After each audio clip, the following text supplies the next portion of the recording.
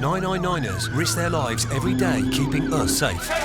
You're putting yourself out there to help other people at their most precious time of need. But all too often, they're abused and attacked. Their house is on fire and they're attacking us. I was standing up with her hands around my throat. These personal attacks on police, paramedics and firefighters are at an all-time high. He's telling me, I'm going to kill your wife and I'm going to kill your family and I'm going to kill you. Leaving them traumatised and unable to work. How do you come to terms with knowing that you can't go and do the job that you love? But while the violent criminals responsible are hunted down and brought to justice, our protectors fight to get well and back on the job. We kept people safe, we put away the bad guys.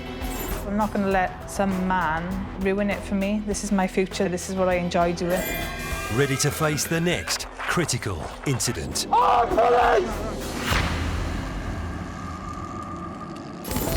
Coming up, a quiet town in northeast Wales is shocked by a spate of burglaries at Christmas. The worst type of crime, where someone's gone into another's home and they've taken presents from under the tree. Which end with an assault on a local police community support officer. I've gone to handcuff him and that's where it all went a bit wrong from there, really. And in Birmingham, an attack leaves an officer in crutches. The day after it happened, I felt like I'd been hit by a train.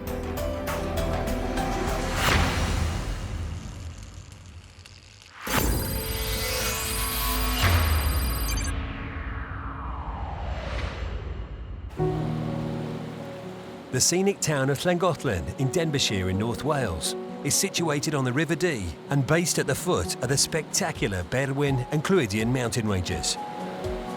The last place you would expect an assault on the police.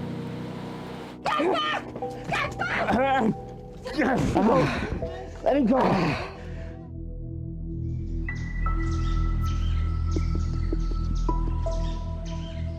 The town and surrounding area have been PCSO Carl Joseph's patch for the last 8 years.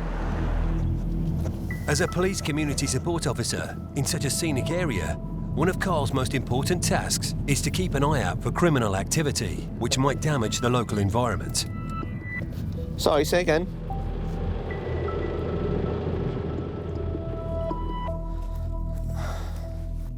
Much, it's just littering at the end of the day, isn't it? I'm a police community support officer. Basically the old style Bobby on the beat, I like to call it. Meeting people on the street and just back up for the police. People lighting little fires just to get rid of rubbish that they've had. It's, you know, it really does annoy me, really. Get your rubbish and take it home. I absolutely love this job. I've been doing it 13 years, and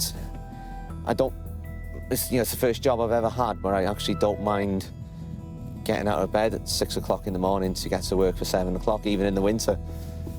Every day is different. You get a lot of respect off members of the public as well, which is nice. And it's just nice to chat to people. Another problem Carl regularly comes across is illegal off-road vehicles.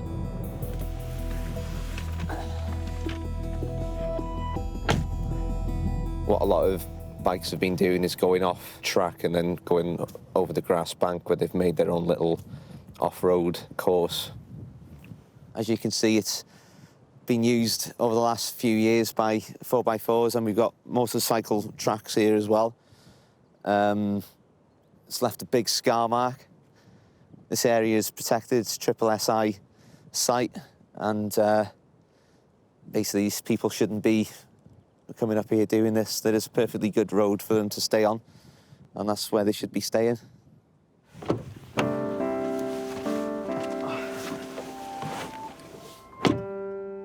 But as well as protecting the landscape, Carl also protects the people of Llangollen, the small scenic town at the foot of the mountain.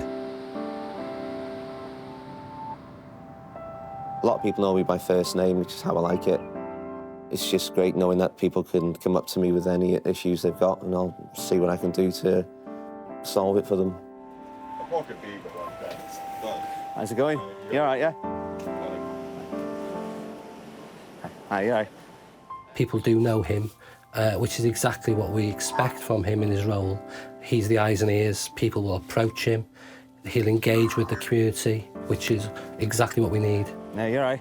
And if he identifies a problem, then we'll look to try and solve that or to target the activity which that brings. He works hard, he's dedicated to the team, and he's always out looking for problems, looking to try and solve them. He's likeable, he's always cracking a joke. You can see the way he is, he's a personable sort of guy, and that's why we get so much out of him in terms of how he interacts with members of the community. Oh, yeah, you're all right. We're not police officers. We deal with the low-end scale of things. You can expect anything, really. Anything can happen, whether it's helping a little old lady across the road, whether it's dealing with shoplifters, going to RTCs, giving first aid to people. There's a variety of things that we get to do. The picturesque and friendly Welsh town is proud of its low levels of crime, which is why a violent incident in December 2018 was all the more shocking. A series of burglaries in villages surrounding Llangollen had everyone on high alert. A call had come in that the latest target was a nearby village, and Carl's colleague made her way there to investigate. I got into work, sat in front of the computer, about to log on. Sarah called me on the radio and said, "Can you come up to Corwin," which is a little village 10 miles outside of Llangollen.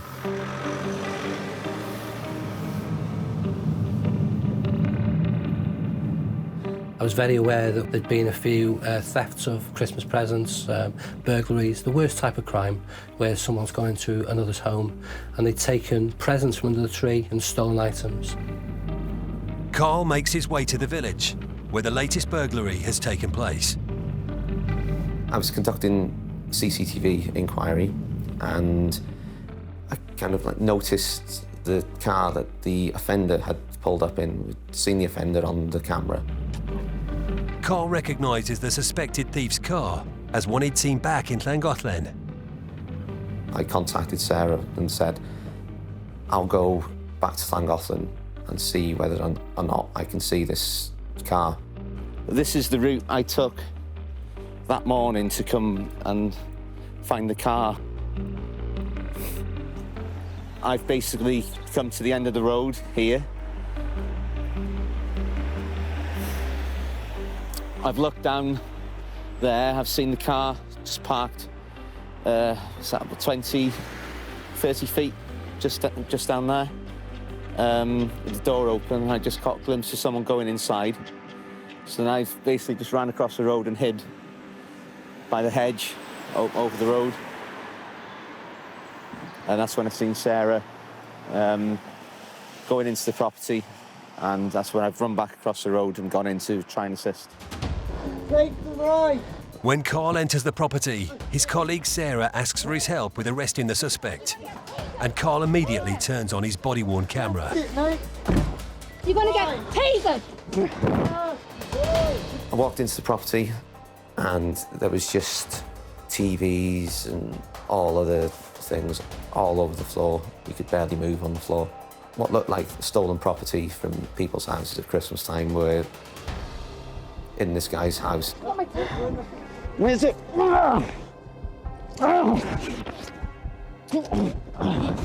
Sarah's asked me to handcuff this male as he was under arrest. And I've gone to handcuff him, and that's where it all went a bit wrong from there, really.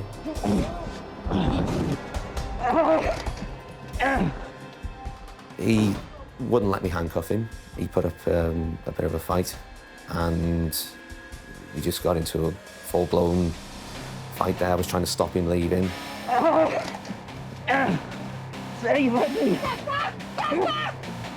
You've got two officers going into an arena with 4 people unknown to us, so when you don't know who you're dealing with, that in itself is a risk.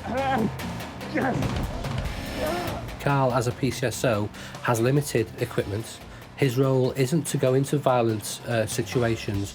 This just happened to be a situation which developed into that quickly.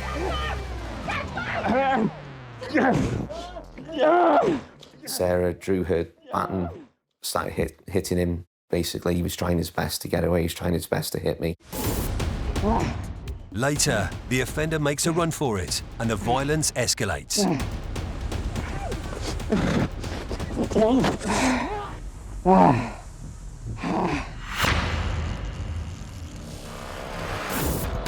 Illegal motorbike riding is not just a threat to the environment of North Wales. When these bikes are ridden dangerously, they pose a serious threat to the public and police. In the West Midlands, the police are pursuing 3 off-road bikers illegally riding on the streets. It's illegal to ride these bikes on public roads as they cannot be insured.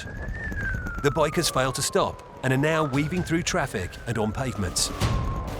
The gang splits up, forcing officers to pursue just one of the riders. But this rider speeds through red lights, narrowly missing drivers. A police helicopter is brought in as the bike hits 80 miles per hour in residential streets.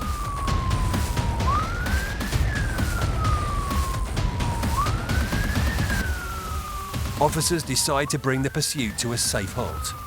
An officer deploys a stinger, a series of spikes which deflates the tyres. The tactic is successful and the pursuit is brought to an end.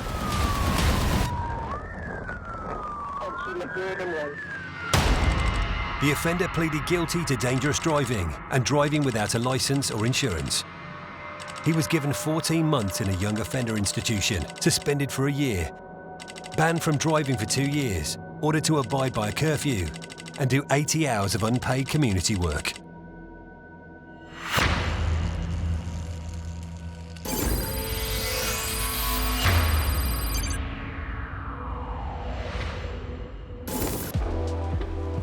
We first met West Midlands police officer Emma Ajay in 2018 when she was recovering from a nasty assault. I think it did affect my confidence a little bit.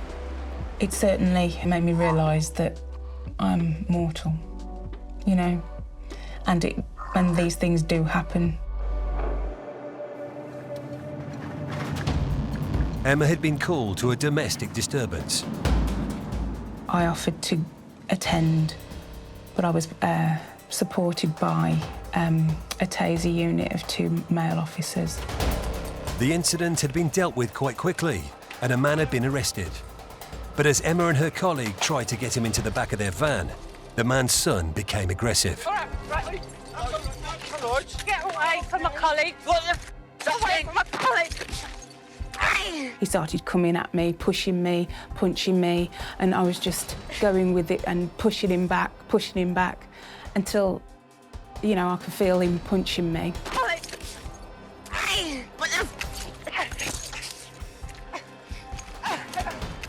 And I thought, I need to try and do something to stop him from coming at me some more, so I tried to take him to the floor.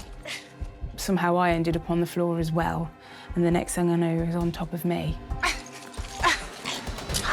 I couldn't fight him off, and I was frightened. I was really frightened.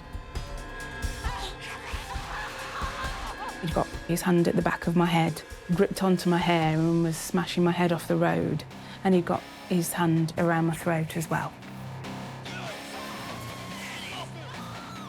I could hear this screaming, and I didn't realise till afterwards that that was me. One of my colleagues sprayed him with the captor spray that we carry and eventually got him off. How dare you attack a female, really? I walked away when someone else had taken over, and I just felt my head. I thought, it feels a bit sore. And then I just suddenly pulled my hair, and I'd got a ball of hair in my hand. And I thought, well, it's evidence. I'll put it in an exhibit bag. Get yourself checked. No, I'm all right. I'm fine. I'm fine. I'm okay. I was still in shock, But I mainly told my colleagues that I was okay because physically I was okay. I hadn't got bits of me hanging off or anything, I was all in one piece. But emotionally I was a mess. Come with me. Come with me. I'll take her. I'm okay. I'm okay. You can come with me. I wasn't okay. You can tell in my voice. But you just tell your colleagues because you don't want to cry in front of them. When I was taken away by my colleague, I broke down then. I'm okay, Matt.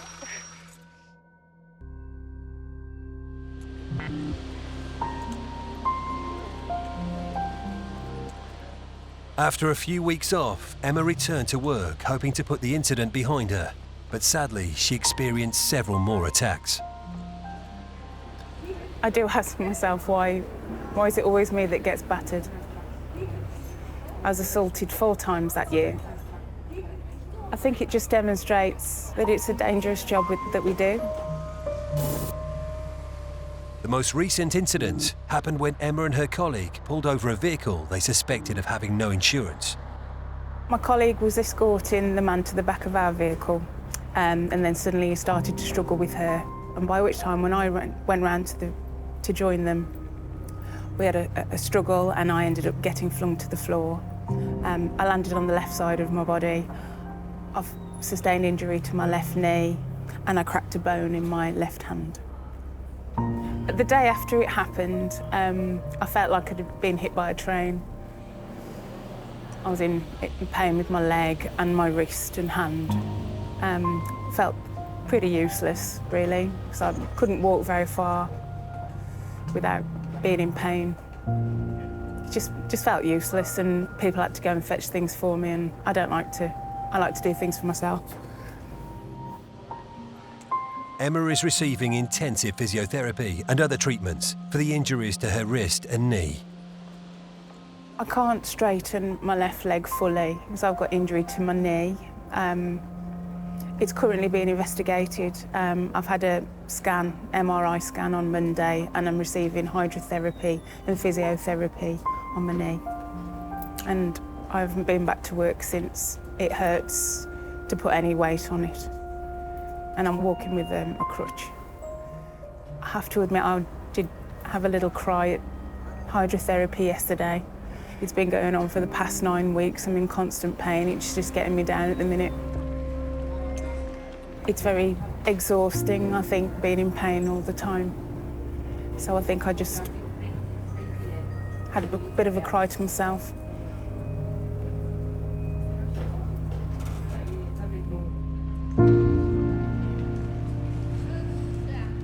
I love my job. I love being part of the response team, and I miss it terribly. But at the same time, I'm reluctant to go back. Because I'm off work at the moment, kind of lost my identity a little bit. But at the same time, I want to take as much time as I can to recover from my injuries and make sure that I recover properly before I go back to work. Since this latest attack, Emma has been off work for 5 months and now faces a difficult decision. I've been part of the response team for 13 years. I did envisage seeing out the rest of my career on response because I love the challenges. I don't think I could go back out there and deal with the jobs that they're dealing with. I'm a bit frightened now. Frightened of getting injured again, or worse. It's upsetting because I've had to make a decision to leave the front line, and it should be down to me to make that decision. But unfortunately, someone's assaulted me again and caused me injury that I may not recover from fully.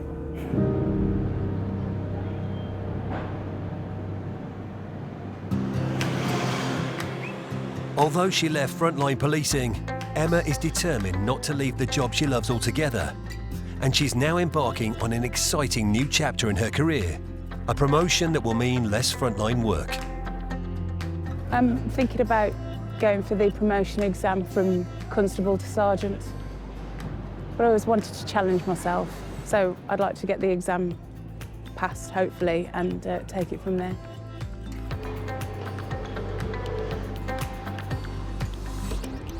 I see the future at work presenting me with new challenges.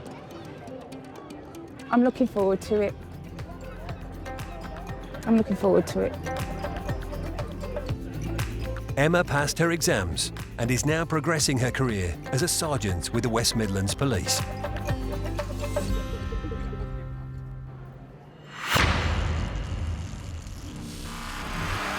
Still to come, a burglar trying to escape arrest lashes out at PCSO Carl Joseph. I was in agony. I couldn't see anything in front of me. And after a 30-year career in the police, when you join the police, you think you're indestructible, or a lot of people do, including myself. Colin Dixon is assaulted 3 times in 1 year. It's usually a day or so afterwards that you know, when the adrenaline's finished and the incident's finished, that you start to kind of work out what's happened. Dangerous drivers can be an enormous threat to police officers and public alike. In this footage, police dog Neon from the West Midlands Police and his handler are on the trail of a suspected dangerous driver in Coventry. They were called in after the driver allegedly rammed a police car. The driver is trying to escape and has run behind a row of terraced houses, but Neon quickly picks up his scent. Neon starts to bark and the suspect gives himself up. The 34-year-old was arrested on suspicion of dangerous driving, all thanks to brave police dog Neon.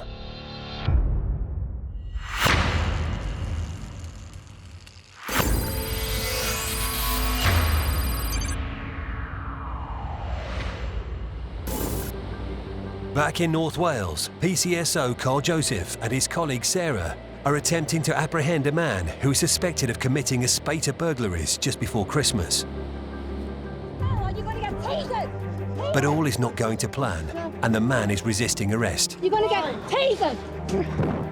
Sarah drew her baton, started hitting him. Basically, he was trying his best to get away, he was trying his best to hit me.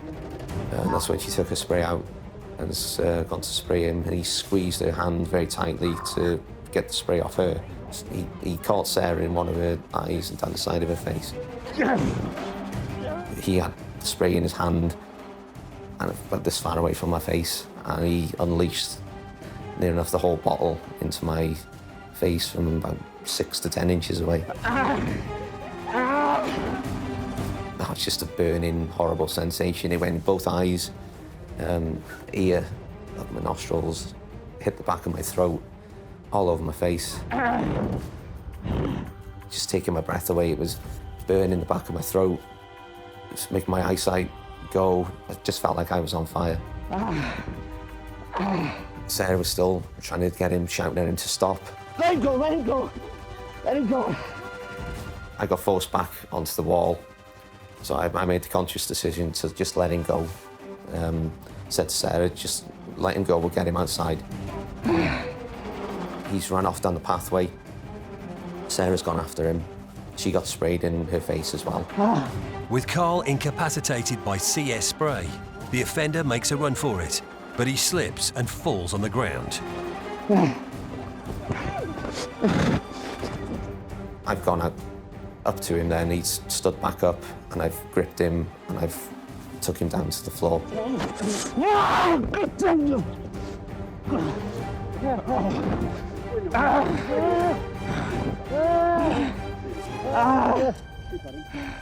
And then 2 members of the public have come along with Sarah and helped restrain him and get him handcuffed.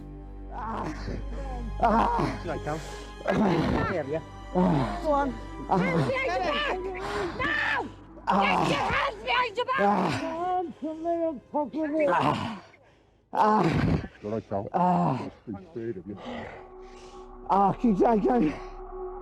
I was in agony. I couldn't, to this point now, I couldn't see anything in front of me. I can't see, sir.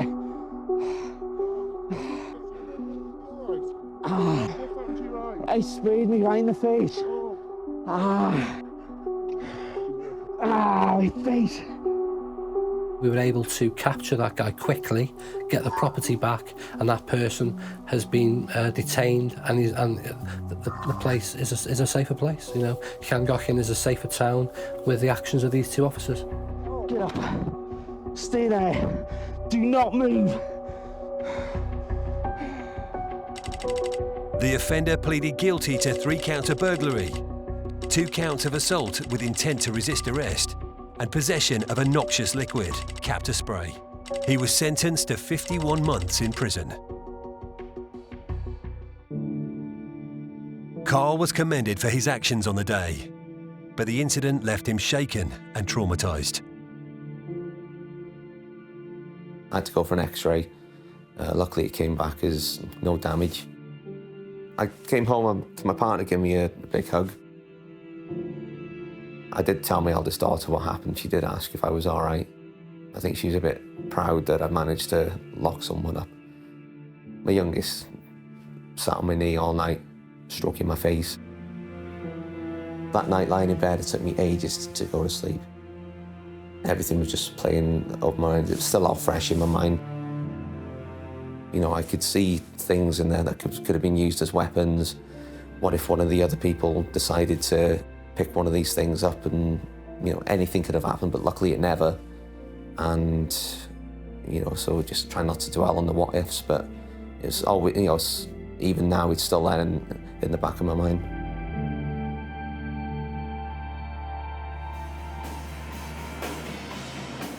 One of the ways Carl has been able to move on from his traumatic incident was to get back to his favourite pastime as the lead singer in his own rock band, Before the Storm.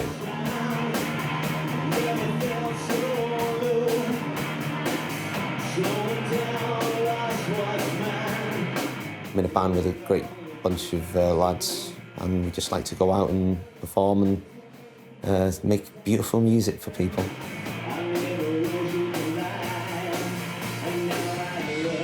You know, I work hard, I work a lot of hours. I try and gig whenever I can, because that is my other passion as well.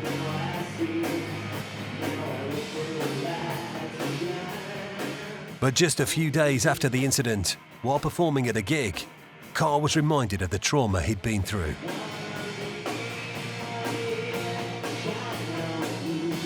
I was doing a gig on New Year's Eve at a pub I've been singing in for years, and someone dropped a glass, and I jumped out my skin. And I'm not that type of person, but it really panicked me, and I was like, what's going on?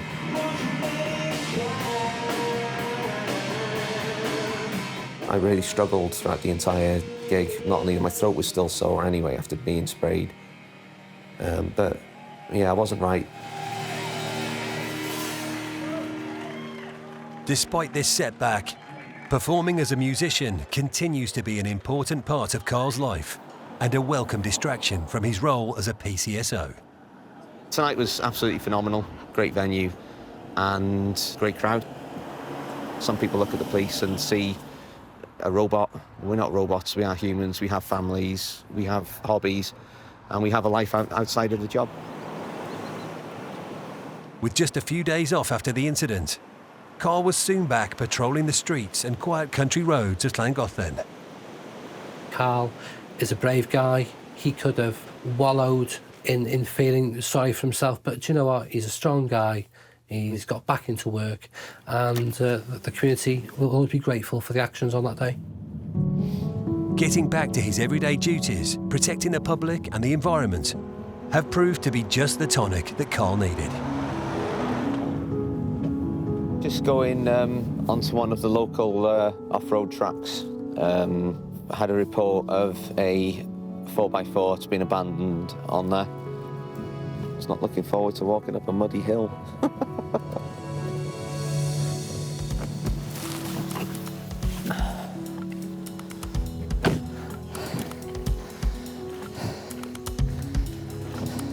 It's a Land Rover in silver.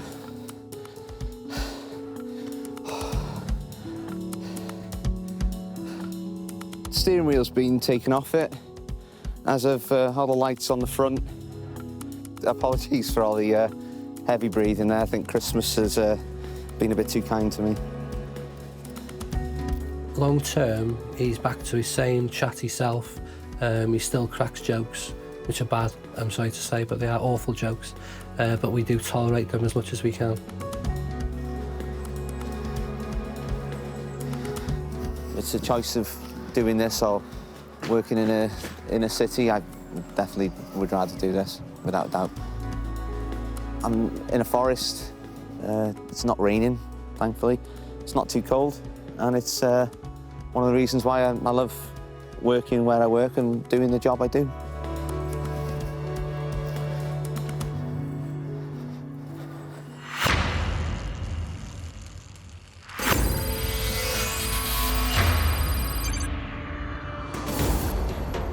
Although policing is a dangerous job, protecting the public is at the heart of their role. It's why most police officers join the force in the first place, to help their community. In the Wirral, Inspector Craig O'Brien and Sergeant Tim Pottle are at the helm of one of Merseyside Police's emergency response teams. As a response section, with sort of the jack of all trades really, you never know from one day to the next what you're going to be going in to deal with. It's a challenging role, with a wide variety of crime and emergencies that require an urgent response. We deal with obviously all the 999 calls that come out, provide people with that reassurance when they dial 999. There's people and staff at the end of the phone that are going to do their absolute best to get there as quickly and safely as possible and help them out. And with a reduced number of officers, the challenges are even greater. When I first started working the Wirral 10 years ago, I had a team of 14 officers just covering Birkenhead. Now I have a similar number of officers covering the whole of the Wirral. So we have a much reduced pool of officers for still quite, well, probably more work than we were dealing with back then. Even though we're cut back in terms of numbers, we will always do absolutely everything that we possibly can to get there as quickly and as safely as we can to help people, to support people. The supportive role of police in the community isn't confined to fighting crime. Tonight, Craig and Tim are responding to reports of a missing person. The incident came out over the air, and listening to it, I think the initial report was a lady ringing up saying that her elderly husband with severe dementia has walked off and gone missing.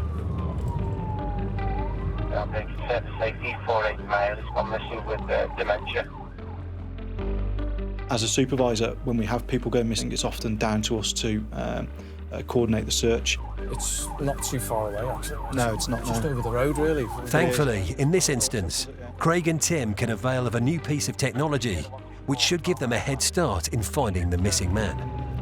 No, that's fine. I think we'll make the informant in the first instance. We'll pick her up, and then hopefully she can help us track down her missing partner, and we'll be a friendly face when we do find her. One of the lines that I pick up on immediately is that he has a tracking device as part of his, I think it was on his wrist in a watch, which a lot of dementia patients have now, and it is a godsend for the police and emergency services. Hi there. Hi there. Well, that's probably where we are, Yeah, I'd imagine. Yeah. She's got an app on her phone which is linked to a watch that the gentleman's wearing, so hopefully it'll enable us to locate it very, very quickly. It's starting to get quite cold as well. I think what I'd like to do, if we can, if you could jump in the car with us. Yes, Echo, X-ray. It's shown us here on the left. I can then start finding out a little bit more about the missing person. What's he wearing? Is he dressed appropriately for the conditions? It's getting cold. Just keep an eye out for him, see if you spot him. Hopefully we may come across him fairly soon. If we can't find him quickly, it's likely he's going to be out for an extended period of time.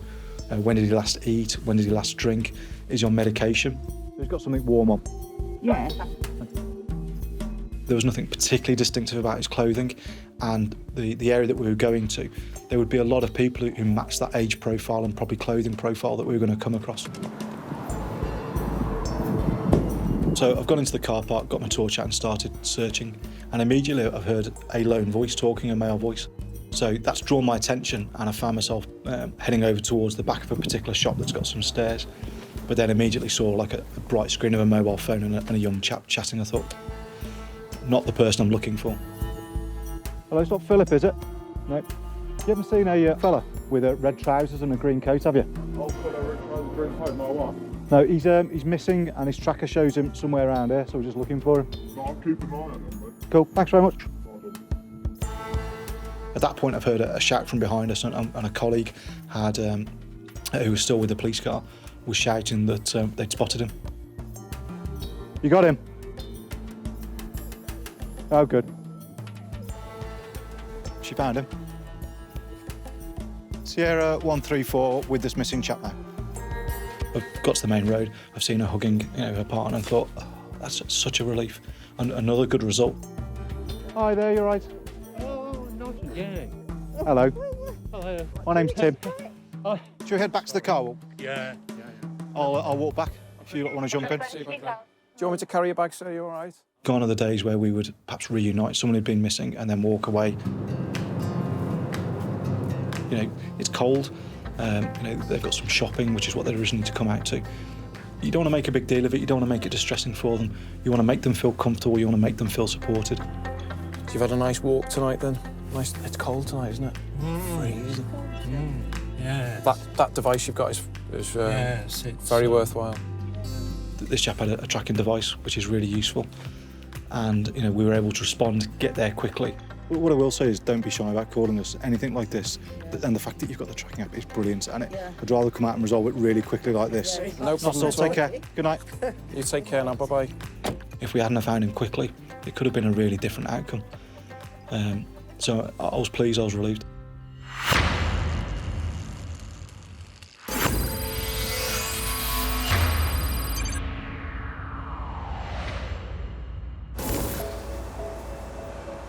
Colin Dixon is a police officer with 30 years' experience in West Yorkshire Police. He is at the Police Treatment Centre in Castlebrae in Scotland, a charity which provides treatment and support for injured serving and retired police officers. Colin is here for intensive therapy for an injury to his shoulder. So again, if we're working on the weaker leg, we could drive it up with both legs and have that control to even just... The care predominantly has been physio, but it's not been physio exercises, it's been heat treatment, which have helped considerably with the pain that I was having. There's some exercises that we've been taught to do in our own time, as well as some upper body class work, which you do with other patients. Again, tummy muscles are nice and tight. Yeah. Massive amount to think about. Yep. It's a combination of things which hopefully get you leaving here with less pain than what you had when you came. Fantastic. Colin has had a fulfilling career in the police, with many standout moments. My fondest memories of being in the police force is my time when I was seconded to a drugs team. It was a big eye-opener for me, the addictions that some of these people have got. Predominantly at the time in the 90s where we were in Leeds, it was heroin.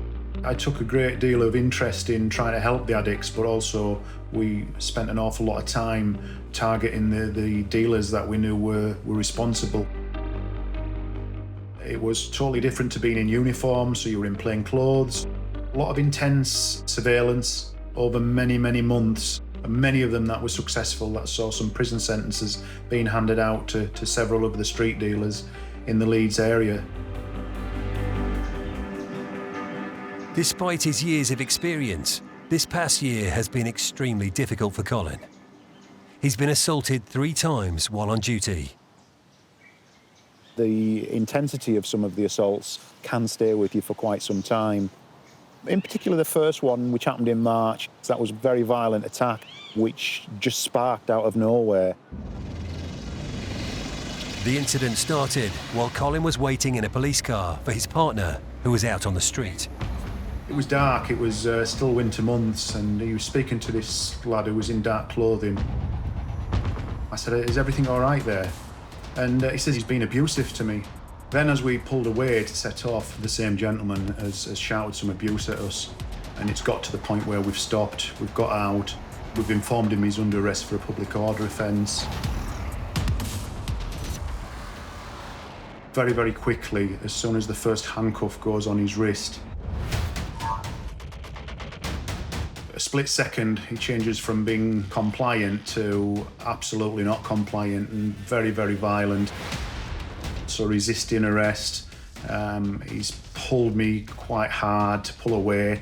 I've kept hold of him, and when I've kept hold of him with the one handcuff, then he's been doing haymakers with his fist around my head, which I've had to sort of block myself, put my head to one side to avoid getting hit in the face. And this goes on for probably 60, 90 seconds.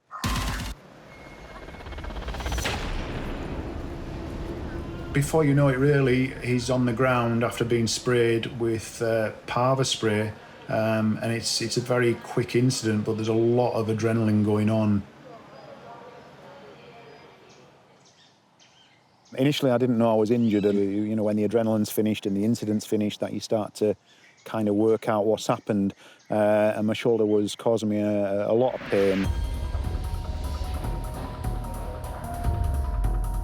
The injuries that were caused through this arrest were damage to my left shoulder, and I was on strong painkillers. And eventually, I had to go and have my shoulder scanned at the hospital, where it showed that there was some degenerate damage. Colin's attacker pleaded guilty to 2 counts of assault. He received a 50-day community sentence and was ordered to pay an £85 victim surcharge.